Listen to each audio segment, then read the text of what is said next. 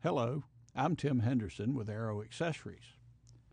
We manufacture diaphragm fuel pumps approved for use on a wide range of type-certificated general aviation aircraft. Let's see how they work and how they interface with the fuel system, and a few other interesting things about them. Diaphragm fuel pumps and rotary pumps are very different. Rotary pumps produce excess flow that splits between the engine and a bypass that sends the excess flow back through the pump. A pressure regulator maintains a steady outlet pressure even when the flow to the engine varies.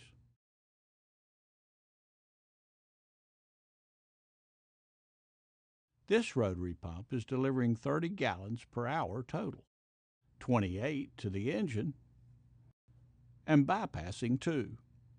It's maintaining 25 psi as it does so. Only if the total demand exceeds the pump's total capacity will the pressure fall. At that point, the regulator goes closed. It can't adjust any further, so the pressure falls. Although the regulator shown in this schematic representation of a fixed displacement pump appears as a separate unit, it's normally built right into the body of the pump. Whether the pump is electrically driven like this rotary boost pump, or engine-driven, like this RG9080 type. Regardless of where the regulator is mounted, it's the regulator that provides for fixed displacement pumps to maintain a steady pressure when flow to the engine varies. Here's a typical diaphragm pump. Unlike the fixed displacement pump just described, it's a variable displacement pump. It doesn't have a pressure regulator, so its output pressure will vary when flow to the engine varies. Here's an animation of a simple diaphragm pump. The lever lifts the diaphragm up, compressing the mainspring. The mainspring then pushes the diaphragm down, forcing fuel out. This spring keeps slack out of the drivetrain. The diaphragm draws fuel in, like you draw air into your lungs when you breathe in. Then it pushes the fuel out when it goes back down. The fuel servo provides the downstream restriction necessary to build pressure at the pump. The pump's outlet and the servo's inlet see the same pressure. Differential pressure created by the diaphragm's movement operates the valves.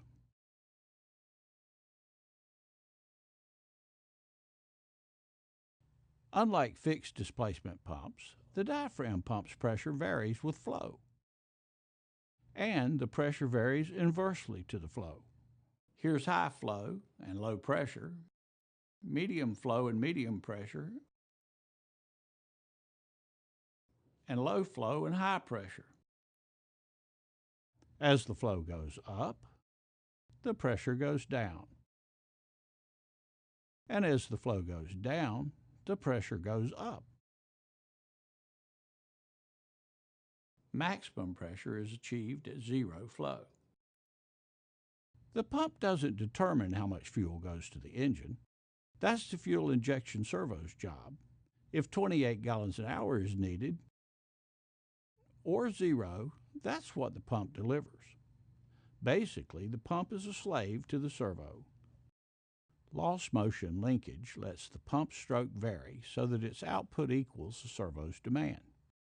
Here, the servo is demanding no fuel. The diaphragm is up and supported on a charge of trapped fuel in the pumping chamber. While the lever is still cycling, the diaphragm isn't moving. However, when fuel does flow and leaves the pump chamber, the diaphragm does descend. Then, each time the lever cycles, it lifts the diaphragm, taking in more fuel and recompressing the spring. There's only a spring's worth of power to pump the fuel. The engine just recocks the spring. In a sense, the pump is a spring-driven pump, not an engine-driven pump. The spring can make high pressure or high flow, or some of both. But the more of one, the less of the other. actual diaphragm movement is very small. The animations exaggerate it for clarity. At idle, for example, actual diaphragm movement is just a few thousandths of an inch. At full throttle, it's a little more. It's still exaggerated here, so you can see it. At 2400 RPM, a pump cycles 20 times per second. It doesn't take much diaphragm movement to pump the amount of fuel needed in that short space of time. An engine using 28 gallons an hour uses about 38 ten-thousandths of a gallon per pump stroke. That's a volume of fuel about equal to this cube. At idle, the volume of fuel per stroke may be less than that of a grain of salt. This red line represents performance for an overhauled pump, and this blue one for a new one. Their performance is essentially the same. The difference is just the normal production variation between individual pumps.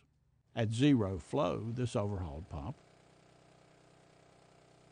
reached 27 psi max. With flow at 5 gallons, the pressure drops to about 25 psi. And at 10 gallons, to below 25 psi. The pressure will keep falling as flow increases. Maximum pressure is checked at zero flow in 1800 cycles. If the maximum pressure at zero flow is from 24 to 30 psi, the spring is good and internal leakage is satisfactory. One flow check occurs at 2 psi in 1800 cycles. 45 gallons an hour is the acceptable minimum flow at these settings. As back pressure increases, flow decreases. Here's the result of applying back pressure at 5, 10, and 15 psi. This pump's flow dropped by about 2, 16, and 30 gallons, respectively. It's the servo, not the pump, that establishes pump pressure. Pump pressure, also called servo inlet pressure or unmetered pressure, on an engine using about 28 gallons an hour might typically be about 20 to 23 psi. The servo's regulator reduces the pump pressure to metered pressure.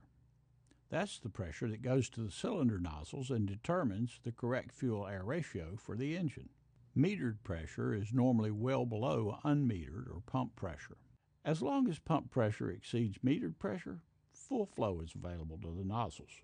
The servo compensates for the normal variations in pump pressure and holds metered pressure relatively steady so that the engine gets the proper amount of fuel. A 200 horsepower engine using 18 gallons per hour might have a metered pressure of about 10 to 12 psi. As long as the pump pressure is higher than metered pressure, fuel flow is okay. However, if pump pressure falls below metered pressure, the servo regulator goes full open and effectively becomes a fixed orifice. Then, if pressure falls even further, so does nozzle pressure and fuel flow. Here's a representative 200 horsepower fuel curve. Unmetered pressure, that is pump pressure, was intentionally reduced from 20 psi in increments to show what happens to metered pressure and fuel delivery as pressure falls. Fuel flow, shown in percent, stayed within 3% of maximum until pump pressure fell below 10 psi. Above 14 psi pressure, there was almost no discernible change. Flow remained within 2% of the original. The names 25-pound and 5-pound pump are just names for the common high and low pressure pumps normally used on fuel-injected and carbureted engines, respectively. The flow capacity of the high-pressure pump is sufficient to run both engines simultaneously on a Piper Aztec when cross-feeding. At high power, that's about 50 gallons per hour. This pump's pressure at 53 gallons an hour is about 18 psi. That's well above the typical metered pressure for an IO 540, so it can run two of these engines simultaneously with no problem. A little IO 360 engine sipping 22 gallons an hour is just no problem for a high-pressure fuel pump. This pump's dual diaphragms provide safety and pumping redundancy. The upper diaphragm keeps fuel out of the engine crankcase if the fuel diaphragm leaks, thus preventing oil dilution or a crankcase explosion or a fire. Fuel leaking through the lower diaphragm accumulates in the chamber between the two diaphragms as shown here. Then it leaks out the drain fitting, which is fitted with a tiny orifice, and then it goes overboard. The leakage makes a blue streak on the aircraft's belly, alerting the pilot to the problem. Checking for this should be part of a good pre-flight inspection. If the fuel diaphragm bursts, the chamber between the diaphragms will fill solid with fuel, and the pump will keep right on pumping. The tiny orifice in the drain ring restricts external leakage and creates pressure in the chamber between the diaphragm. That allows a solid hydraulic column to form that keeps the pumps working, even with a burst fuel diaphragm. However, if the leakage from the drain ring is not piped overboard, and that gasoline is sprayed onto a hot exhaust pipe or turbocharger, it could cause big problems. Always pipe the drain ring overboard and never plug the port. Air inlet leaks are the cause of most pump performance problems, and it only takes a small one to defeat the pump. A missing or chipped O-ring, a cracked inlet boss, or an air leak at a fitting is all it takes to stop the pump working. Air, sucked into the pump's chamber, fills the pumping chamber, displaces the gasoline, and stops the fuel flow. Some air leaks may cause fuel starvation soon after the boost pump is turned off, whether on the ground or in the air. Smaller air leaks can cause a loss of pressure and fuel starvation some seconds or minutes after the boost pump is turned off. Sometimes this happens on takeoff or during the climb. Usually, turning the boost pump back on gets the fuel flowing again, but turn off the boost pump and soon the engine may quit again. After air leaks, levers broken during installation cause the most problems. This lever is under the push rod, where it's supposed to be, while this lever is improperly installed beside the push rod, not under it where it's supposed to be. When the mounting bolts are tightened, the side load imposed will break the lever. This broken and bent lever shows that it was installed beside the push rod, not under it. And this signature mark on the lever further confirms it. Another cause of problems is blocked or partially blocked fuel systems.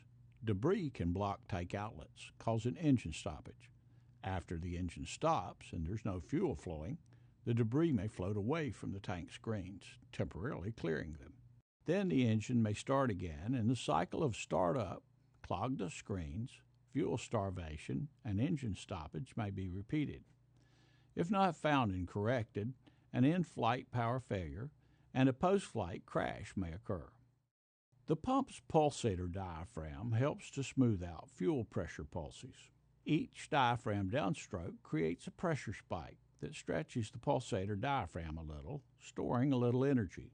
That energy is released on the pump's upstroke. It smooths out the pressure spikes and helps reduce the workload on the servo regulator. Don't take these pumps apart in the field if you intend to use them again. It takes special equipment to properly reassemble them.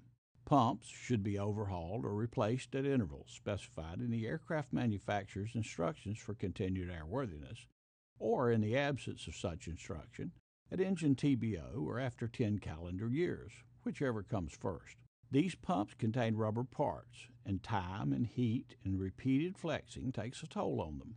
Nothing can be expected to last forever, so periodic overhaul is important. That's how diaphragm pumps work. They are highly reliable, inexpensive, and simple.